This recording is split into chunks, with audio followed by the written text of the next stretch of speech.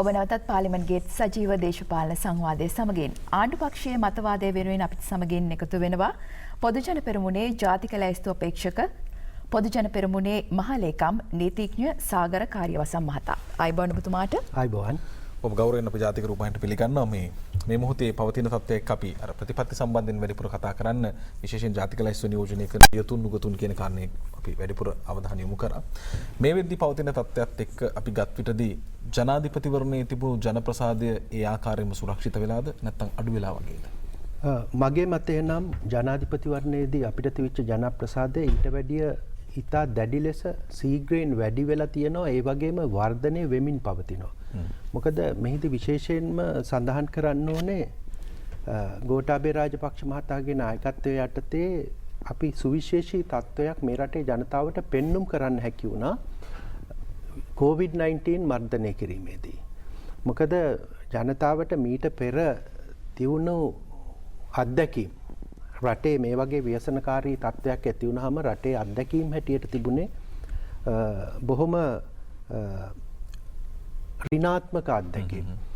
අපිට උදාහරණයක් හැටියට කියන්න පුළුවන් අර ශාලාව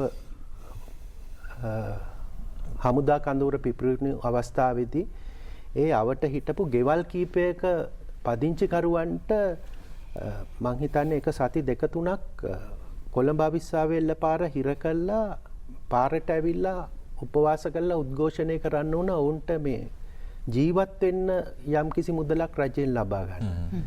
මෙවැනි තත්ත්වයක් යටතේ මං හිතන්නේ අපේ රජයක් හැටියට කොවිඩ් මර්ධනය කරා විතරක් නෙමෙයි කිසිම පවුලක් බඩගින්නේ තියන්නේ නැති වෙන්න මේක ඊටාම දක්ෂාකාරයට මේ රජය කළමනාකරණය කරනු ලැබුවා. ඒ විතරක් නෙමෙයි මේ ඔබ දන්නවා එතෙන්දී මේ ජනතාවට නිවාසවලට ගිහිල්ලා ආහාර ලබා දෙන්න කටයුතු කරා. ඒ වගේම මුදල් ලබා දීමක් කරා. මේ වගේ හැම ආකාරෙම අවශ්‍ය බෙහෙත් ලබා දුන්න මේ ආකාරයෙන් මේ රටේ පාලනය මිනිස්සුන්ට පළවෙනි වතාවට තේරුණා ගොඩ කාලයකට පස්සේ රටේ රජයක් තියෙනවා රජයක් අපිව පාලනය කරනවා අපිව බලා ගන්නවා කියන එක. මං හිතන්නේ ඒක අපිට රජයක් හැටියට ලැබිච්ච ප්‍රථම අවස්ථාවේදීම එය ඉතා මැනවින් ඒ කියන්නේ අපේ කලාපයේ තියෙන අනිත් සියලුම රටවල් වල මේ 100 ගණන් මිනිස්සු මැරෙද්දී අපිට පුළුවන් වුණා මේක ඉතා සාර්ථක ලෙස මැඩපවත්වන්න. හැබැයි චෝදනාවක් තියෙනවා ජනාධිපතිවරණ වෙලාවේදී දුන්නු පොරොන්දු තාම ඔබතුමාලා ක්‍රියාත්මක කරලා නැහැ. මොකද ප්‍රධාන දේ තමයි පොහොර සම්බන්ධ ක්‍රියාවලිය. ඇයි මේ දේවල් ප්‍රමාද වෙන්නේ? ඒක ඊටාම මේ හොඳ ප්‍රශ්නයක් ඔබ අහුවේ. මොකද එතෙන්දී අපි කියන්න ඕනේ මේ ගෝඨාභය ජනාධිපතිතුමාට බලය ලැබුණේ පාර්ලිමේන්තුවේ බහුතර බලයක් රහිතව. පාර්ලිමේන්තුවේ තිබුණ බහුතර බලය තිබුණේ එක්සත් ජාතික පක්ෂය සතුව තමයි ගෝඨාභය පැතිතුමා ජනාධිපති ධුරයට පත්වන විට. පහුගිය කාලාන්තරයක් තිස්සේ එක්සත් ජාතික පක්ෂ රජය විසින් මේ පොහොර ගෙන්වපු සමාගම් වලට අවශ්‍ය සල්ලි ගෙවලා තිබුණේ නැහැ. ඔවුන්ට ඒ සපයපු රජයට සපයපු පොහොර සඳහා මුදල් ගෙවලා තිබුණේ නැහැ. එතකොට අපේ රජය ආපු අවස්ථාවෙම ඒ පොහොර වලට පොහොර අපි ලබා ගන්න ඔවුන්ගේ නැනවුම් කරත් ඔවුන් කියා සිටියක් කලින් අවස්ථාවේදී ගෙන්නපු පොහොර වලට මුදල් ගෙවන්න නැතුව පොහොර ලබා දෙන්න බෑ කියන එක. ඒ අවස්ථාවේදී තමයි පාර්ලිමේන්තුවට විශේෂ ඉල්ලීමක් කරේ මුදල් අනුමත කරලා දෙන්න කියලා පසුගිය රජයේ කාලේ ණයට ගත්ත දේවල් වලට මුදල් ගෙවීම සඳහා. නමුත් ඒ අවස්ථාවේදී මේ රටේ ජනතාව ගැන මේ රටේ ගොවි ජනතාව ගැන විශේෂයෙන් අබමල් රේණුවක තැකීමක් නොකර එක්සත් ජාතික පක්ෂය හුදු දේශපාලන වාසි සඳහා කිසිම පදනමක් නැතුව එම ඉල්ලීම පාර්ලිමේන්තුවේ ප්‍රතික්ෂේප කරා. අන්න ඒ තත්ත්වය උඩ යම්කිසි පොහොර හිඟයක් ඇති වුණා. නමුත් මං හිතන්නේ මේ වන විට යම්කිසි ආකාරයකින් එය සමනයකට පත් කරලා තියෙනවා. නමුත් ඉදිරියේදී ඒ පොරොන්දු වෙච්ච ආකාරය ඒ ආකාරයෙන්ම ක්‍රියාත්මක කරනවා පාර්ලිමේන්තු බලයත් සමග. හොඳයි. දැන් විපක්ෂයෙන් එල්ලවෙන තව චෝදනාවක් තමයි ඔබතුමාලා ලබා දුන්නු රුපියල් 5000 මුදල සමෘද්ධිලාභීන්ගෙන් නැවත ණයක් ලෙස අය කරගන්න උත්සාහ කරනවා කියන එක. නෑ ඒක මං හිතන්නේ ওই තත්ත්වය මේ සජිත් ප්‍රේමදාස මහතාගේ හිතේ තියෙන දෙයක් මං හිතන්නේ. මොකද ඔහු මුලින්ම කිව්වා 50000ක් දෙනවා කියලා. ඊළඟට කිව්වා 30000ක් දෙනවා කියලා. ඊළඟට කිව්වා 25000ක් දෙනවා කියලා. ඊට පස්සේ කිව්වා 20000ක් දෙනවා කියලා. දැන් මේ අන්තිමට ඔහුගෙන් කියවෙන්නේ ඔහු බලයට ආවොත් රුපියල් 5000ක් නැවත අය කර ගන්නවා කියන කතාවක්. ඉතින් මේක මේ සජිත් ප්‍රේමදාස මහතා හිතාගෙන ඉන්න දෙයක් මිසක් අපේ රජය කිසිදු ආකාරයකින් ජනතාව වෙත ලබා දීපු ප්‍රතිලාභයක් නැවත ලබා ගන්න තරම් එහෙම පහත් මට්ටමකට වැටෙන්නෙත් නැහැ, වැටිලත් නැහැ. හොඳයි. ශ්‍රී ලංකා පොදුජන පෙරමුණ කියන්නේ මේ මෑත දේශපාලන ඉතිහාසය තුළ ලෝකයේම ඉතා ඉක්මනින් ජනාධිපතිවරයෙක් බිහි කරගත්ත පක්ෂයක්, රටක පාලන බලය අල්ලපු පක්ෂයක්. මේ පක්ෂය අඛණ්ඩව පවතීවිද නැත්නම් අපිට දැන් දැක්කා සමහර තැන්වලදී කතාවක් ආවා මහින්ද රාජපක්ෂ මහත්මයාට ආපහු නිදහස් පක්ෂය බාර දෙනවා කියන කතාව. මොකක් වේද පක්ෂය අනාගතේ? මම එක දෙයක් ඉතා පැහැදිලිව කියන්නම්. ශ්‍රී ලංකා පොදුජන පෙරමුණ කියන පක්ෂය බිහි වෙන්නේ සුවිශේෂී තත්ත්වයක් යටතේ. ඒ කියන්නේ මේ රටේ ජනතාව මහින්ද රාජපක්ෂ කියන ඒ දැවැන්ත නායකයාගෙන් පක්ෂයක් හදන ලෙස කරපු දැඩි ඉල්ලීමක ප්‍රතිඵලයක් හැටියට මේ පක්ෂ බිහි වෙන්නේ. ඒ කියන්නේ මේ රටේ විවිධ කණ්ඩායම් එකතු වෙලා මීට කලින් විවිධ අරමුණු යටතේ පක්ෂයන් හදලා තියෙනවා. නමුත් ප්‍රථම වතාවට ශ්‍රී ලංකාවේ ජනතාවගේ ඉල්ලීමට ජනතාවගේ අවශ්‍යතාවය මත ජනතාව මතින් බිහි වෙච්ච පළවෙනි පක්ෂය තමයි ශ්‍රී ලංකා පොදුජන පෙරමුණ.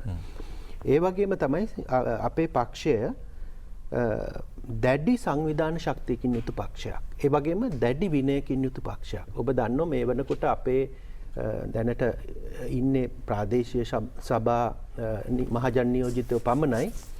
නමුත් ඔවුන් කෙරෙහි වුණත් අපි ඉතා දැඩි ලෙස ඒ විනය කටයුතු සම්බන්ධයෙන් හොයා බලනවා. ඒ කියන්නේ ඔවුන්ගේ යම්කිසි විනය විරෝධී කාර්යයක් මේ වන විට අපි බොහෝ දෙනෙක් පක්ෂයෙන් නිරපලා ඒ දුරවලින් ඉවත් කරලා තියෙනවා.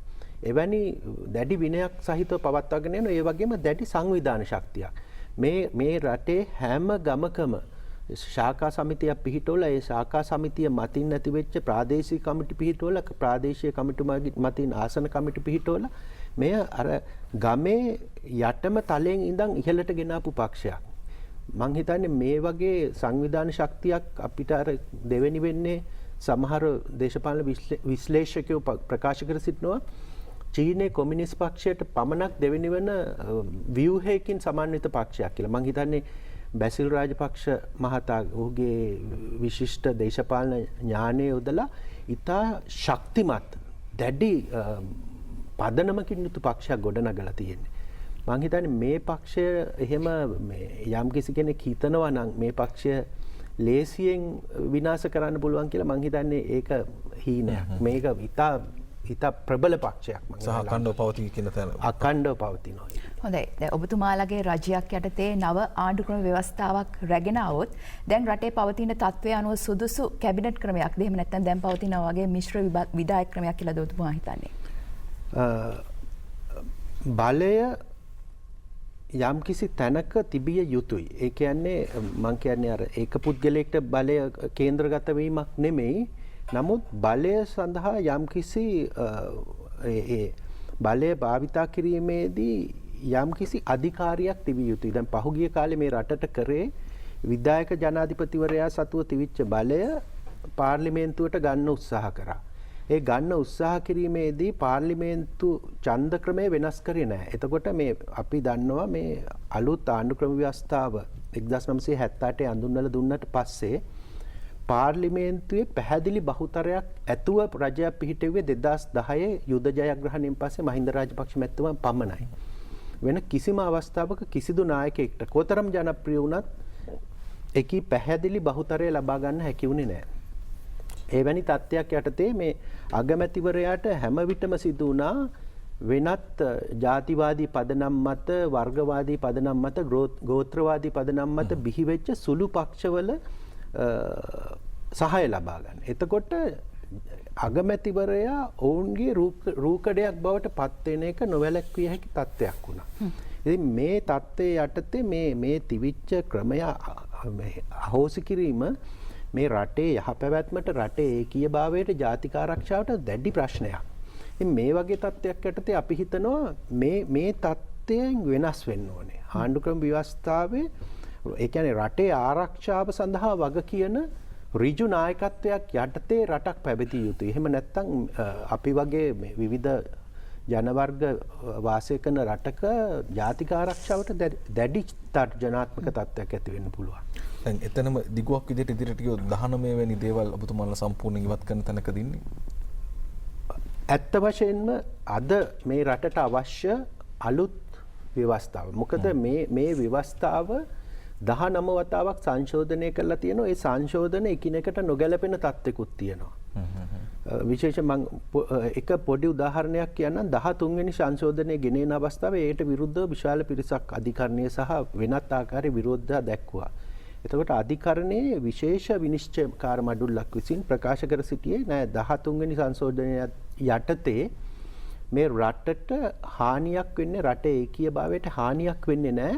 මොකද විධායක ජනාධිපති කියන තනතුර ඉහළින් තියෙනවා. ඒ විධායක ජනාධිපතිවරයා ගේ තියෙන බලතල උඩ කවදාවත් මේ රටට හානියක් වෙන්නේ නැහැ. රටේ ස්වෛරීත්වයට ඒකීයභාවයට හානියක් වෙන්නේ නැහැ කියන මතය තමයි ශ්‍රේෂ්ඨාධිකරණය දැරුවේ.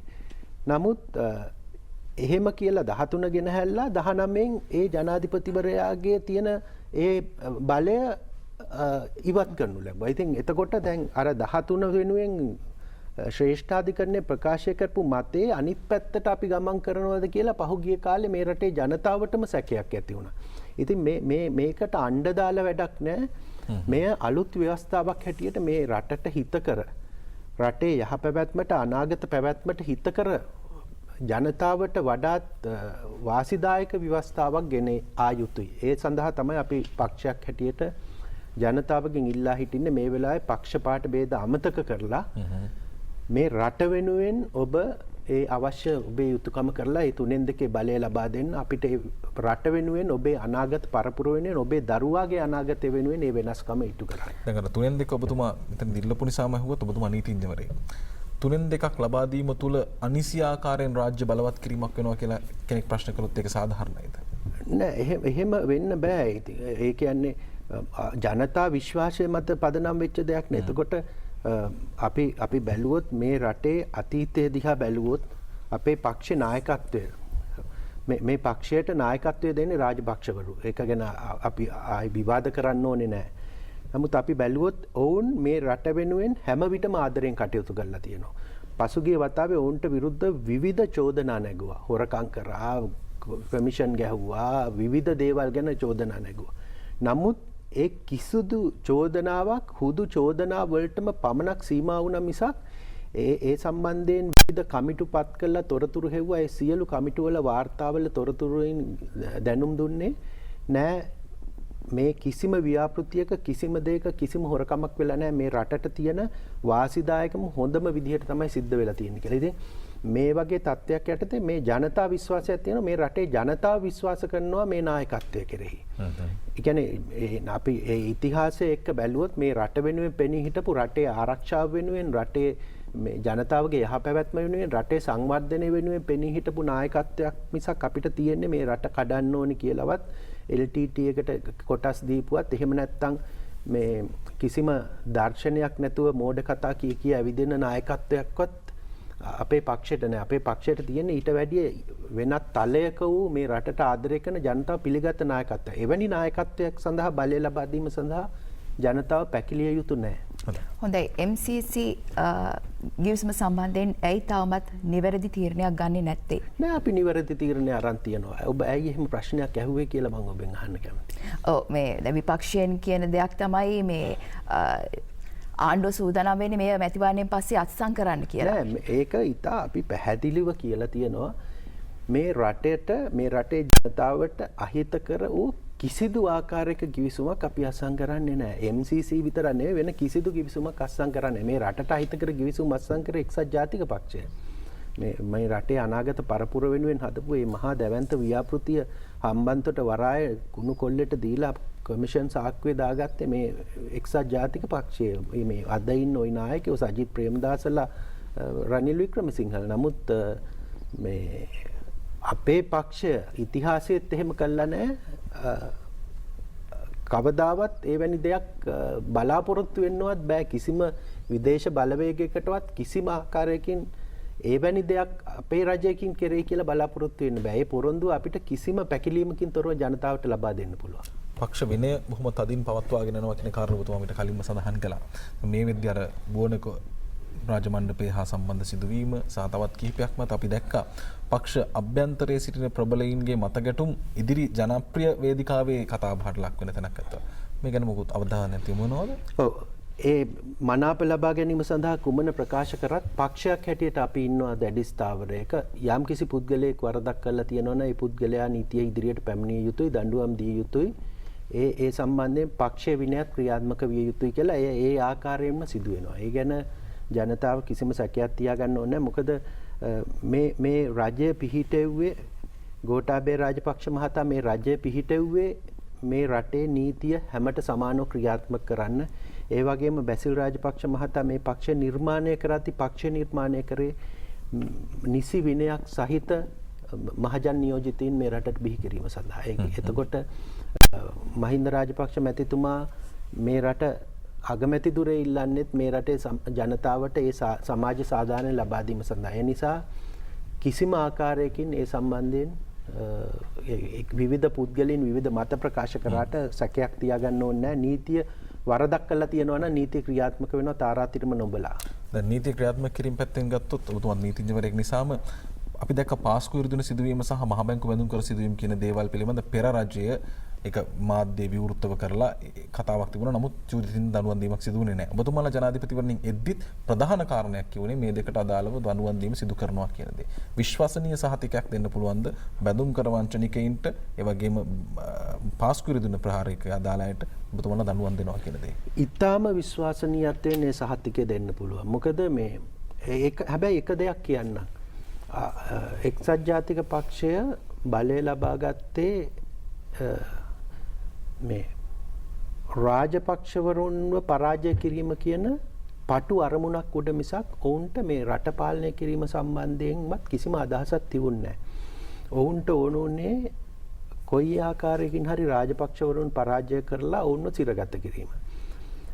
එතෙන්දී ඔවුන් අපි දැක්කා මේ බැසිල් රාජපක්ෂ මහතාව රෑ 12 වෙනකල් උසාවිය අරගෙන ඉඳලා හිරේට ගෙනිච්චා. අදටත් එතුමා උසාවි ගාන යනවා අර මොනවද එතුමාට මහා චෝදනා නැගුවට අන්තිමට අද ඒ තියෙන නඩු තියෙන්නේ මේ ප්‍රාදේශීය සභාවලට යකඩ බට වගේක් ගෙනින් බෙදුවා. ඒ වගේම සමුද්‍රලාභීන්ට රුපියල් 2500ක සහනයක් දුන්නා කියලා. හැබැයි ඒකත් නැවත අය කරගත්තා මං හිතන්නේ එක්සත් ජාතික පක්ෂ ආණ්ඩුවේ.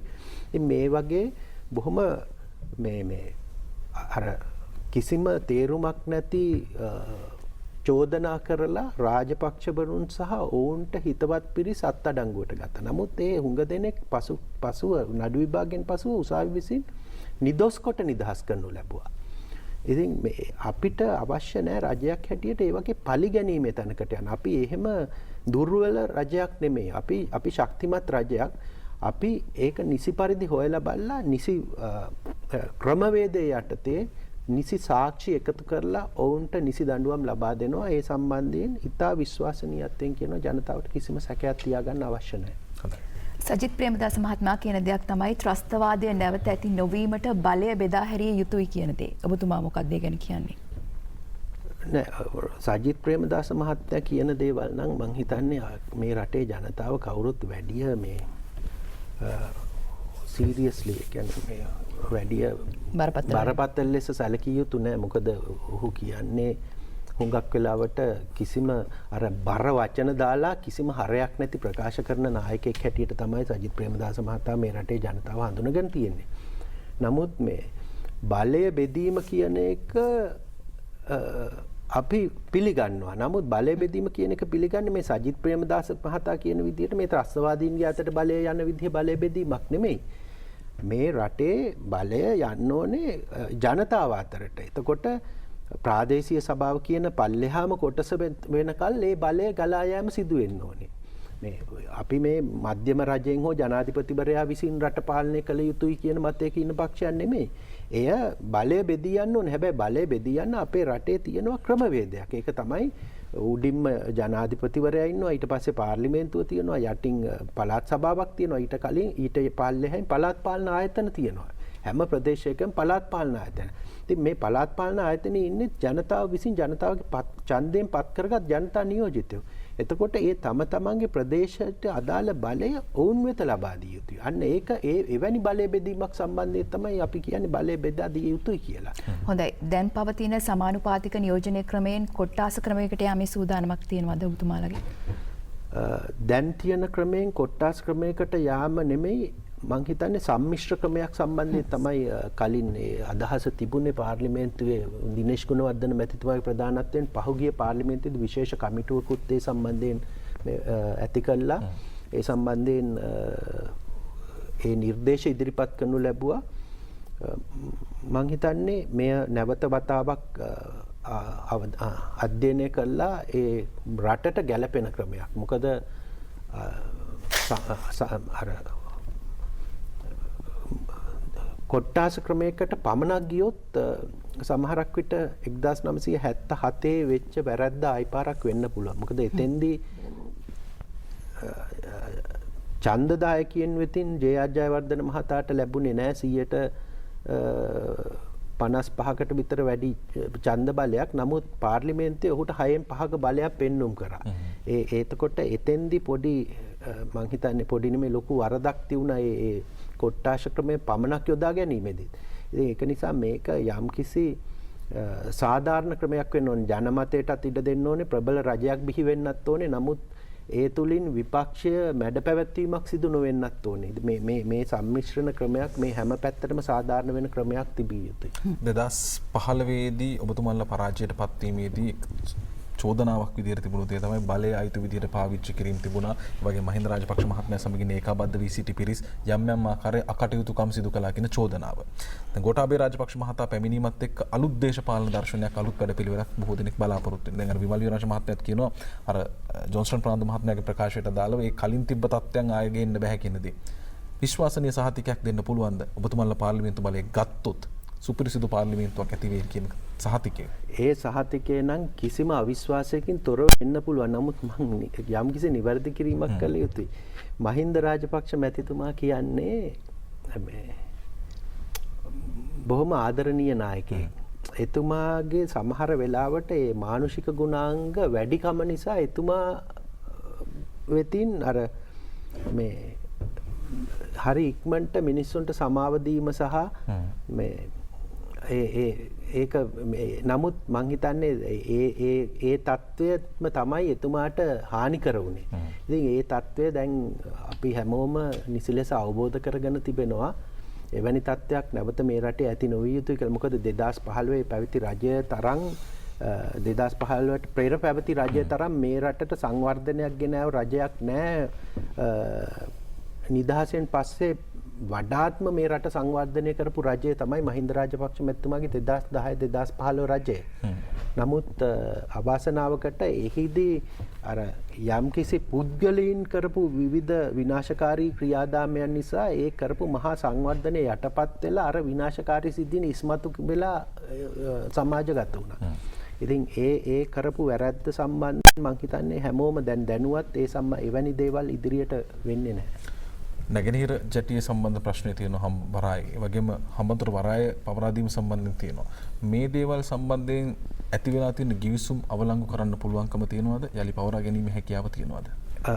මෙහෙමයි. ඒක ජාත්‍යන්තරයේ සමග ගනුදෙනු කිරීමේදී යම්කිසි රජයක් වෙනත් රටක් සමග ගිවිසුමක් අත්සන් කරාම ඊට පස්සේ එන රජයට ඒ ගිවිසුම අවලංගු කිරීම කියන එක ලේසි නෑ. මොකද ඒක එතකොට රාජ්‍යයන් දෙකක් අතර ගැටුමක් ඇති වෙන තත්ත්වයක්. ඉතින් විශේෂයෙන්ම එක පැත්තකින් ඉන්දියාව අනිත් පැත්තෙන් චීනය කියන්නේ අපේ ආර්ථික සංවර්ධනයට බොහෝ සෙයින් දායක වන රාජ්‍යයන් දෙකක්. ඉතින් මෙවැනි රාජ්‍යයන් සමග ගනුදෙනු කිරීමේදී අර දුරදිග නොබලා පාටු අරමුණුඩ වැරදි තීරණ ගත්තාම ඊළඟට මතු අනාගත පරපුරම එවැනි වැරදි තීරණ වලින් මේ විඳවනවා පාඩු විඳිනවා. ඉතින් එවැනි තත්ත්වයක් මේ රටේ ඇති කරලා තියෙන්නේ. නමුත් එය ඉදිරි කාලයේදී එම රාජ්‍යයන් සමග සාකච්ඡා කරලා ඔවුන්ගේ එකඟතාවය මත විසඳා ගත යුතු කරුණු නිසා මං හිතන්නේ මෙවැනි දේවල් සම්බන්ධයෙන් ගිවිසුම් ඇති කරගත්තට පස්සේ නිකන් අර දේශපාලන වේදිකාවේදී ජනතාවගේ තෘප්තිය සඳහා ගැලරියට කතා කරනවා වගේ නෑ අපි ගන්නවා කියන කතාවක් එහෙම කියන්න මම මේ අවස්ථාවේ සූදානම් නෑ. එය මං හිතන්නේ රාජ්‍ය තාන්ත්‍රික මට්ටමින් සාකච්ඡා කර විසඳා ගත යුතු කරුණු. ජාතික සම්පත් පෞද්ගලීකරණය පිළිබඳ එක නොකරනවා කියන සහතිකය ඔබතුමාලගේ රජයක් ආවොත් දෙන්න පුළුවන්ද? ඒක තමයි අපේ සෞභාග්‍යයේ දැක්ම ඒක ප්‍රධාන පොරොන්දුවක් මේ රටේ ජනතාවට දුන්න. මේ රටේ 69 ලක්ෂයක් ජනතාව ඒ අනුමත කරපු ඒ සෞභාග්‍යයේ දැක්ම කියන මේ ප්‍රතිපත්ති ප්‍රකාශයේ ඒක මූලික හරය ඒක.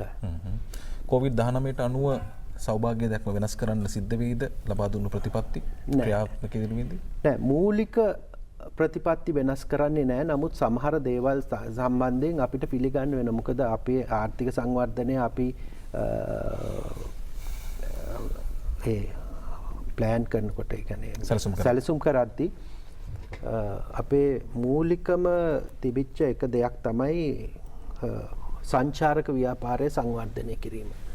නමුත් සංචාරක ව්‍යාපාරය දැන් අපි කොච්චර මේක මෙහි සංවර්ධනය කරන්න හැදුවත් සංචාරකයෝ ලංකාවට එන්න ඕනේ. ඉතින් ලංකාවට එන්නේ අපි මේ ලංකාවේ මිනිස්සුන්ට අද කොවිඩ් අමතක වෙන තත්ත්වයට වැටිලා තියෙනවා. නමුත් අපේ අසල්වැසි ඉන්දියාවේ ඉඳලා ඇමරිකාව, යුරෝපය, දකුණු ඇමරිකාව මේ හැම පැත්තක්ම ගත්තොත් ඔවුන් ඉතා දැඩි ලෙස මේ කොරෝනා වෛරසයෙන් පීඩා විඳිමින් දිනකට දහස් ගණන් මිය යන රාජ්‍යයන් බවට පත් වෙලා තියෙනවා. එතකොට අපි කොච්චර මේක රට ඇරියත් මේ එන්න කිව්වත් එන්න සංචාරකයෝ ඉන්න ඕනේ. ඉතින් එවැනි තත්ත්වයක් යටතේ මිනිසුන් සංචාරය කරයිද කියන ප්‍රශ්නේ තියෙනවා. ඉතින් ඒකින්ද මේක අර එතකොට අපේ මූලික සැලසුම් වල යම්කිසි වෙනස් කිරීම් වෙන්න පුළුවන්. නමුත් අර මූලික හරපද්ධතිය වෙනස් කරන්නේ නැහැ. හොඳයි. ඔබවැනි චරිත පාර්ලිමේන්තුවේ සිටිය යුතුයි කියලා අපිත් සිටිනවා. ජාතික ලැයිස්තුව හරහා පාර්ලිමේන්තු ප්‍රවේශය ලැබේවා කියලා ප්‍රාර්ථනා කරනවා. බොහොම ස්තුතියි අද දවසේදී පැමිණීමෙන්. බොහොම ස්තුතියි. පාර්ලිමේන්තු ගේට් තුලින් අපි සමුගන්නවා. හමු වෙමු නැවත දහවල් 1ට පාර්ලිමේන්තු ගේට් තුලින්.